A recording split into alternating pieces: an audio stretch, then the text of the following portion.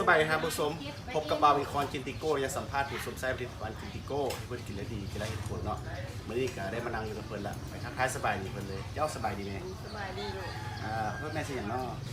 อันขั้นซื้อลินหันเม็ดข้าวติ้มข้าวหอมซื้อแท่แม่หัน ว่ายังผ่าก็ ปิ่ ได้ นแก้ว แม่ปิ่นแก้วเนาะ นี่แหละ นักคุณยังไง วงผักคุณ วง วงปะคุณ อ๋อปัจจุบันนั่นเดือนปีละ 56 57เริ่ม โอ้ มา หักคือเรื่องประมาณเลยเนาะบ้านไหนเจ้า ขั้นว่าอยู่บ้านบ่บ้านให้มันอยู่เซโนแต่ว่าเกิดอยู่นี่บ้านปัจจุบันเดี๋ยวนี้หัน เจ้าบ้าน ก็เลยอยู่บ้านท่าแห่นี่แหละ บ้านทาแฮเมือง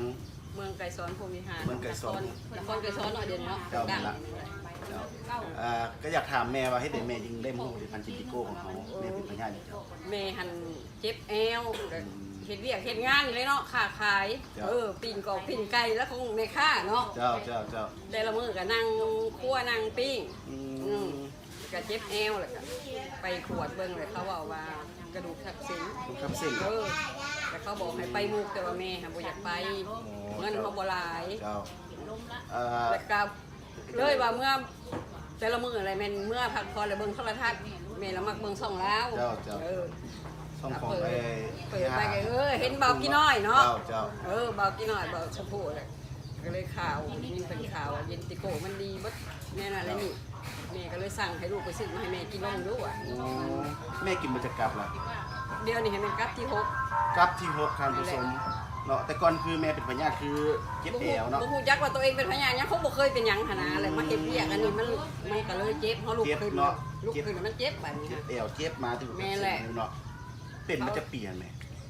มันบ่ได้เป็นจักปีนะมันเป็นกระทันหันโดดนะ โอ้เป็นกระทันหันเลยเนาะท่านผู้ชม หลังจากมาใช้ผลิตภัณฑ์เจนจิโก้เขาแล้วก็รู้สึกว่าดีขึ้นเลยเนาะ กินได้4-5 เม็ดก็คือว่ามันไข้แน่มาเลยนะเฮาได้นอนหั่นนะ เจ้า ก็เลยว่ากินมาเลยมากับเบากระต้นกระโต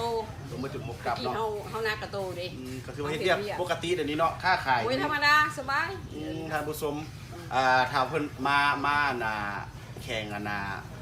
สวรรณเขตเนาะก็ต้องมาเวห้านเพิ่นเลยอยู่ตรงหมอแขนเนาะแม่เนาะ จุดชงเลย เจ้าเพราะว่าเพิ่นก็เป็นอาหารหลายๆอย่างที่ใช้ให้บริการเนาะแม่เนาะ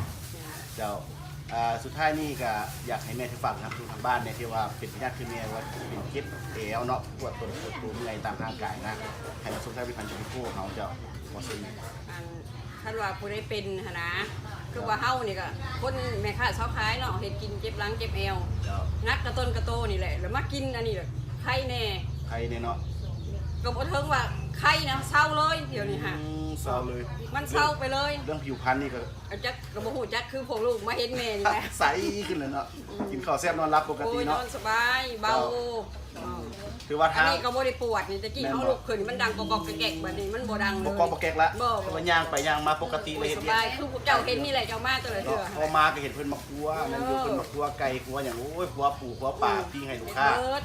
แม่นแล้วคือว่าได้มีสุขภาพแข็งแรงเนาะคือว่าทางเฮาบ่ได้มาซื้อจ้างแม่เนาะ บ่ บ่ได้มาซื้อจ้าง มีแต่แม่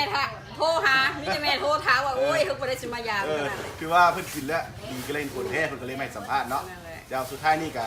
เขาบ่เข้าใจแม่อะไรเจ้าให้แม่เป็นโฮสต์ให้ลูกให้เต้าให้พ่อเป็นครัวได้แม่เด้อเจ้า ถูก เจ้าขอบใจทางผู้ชม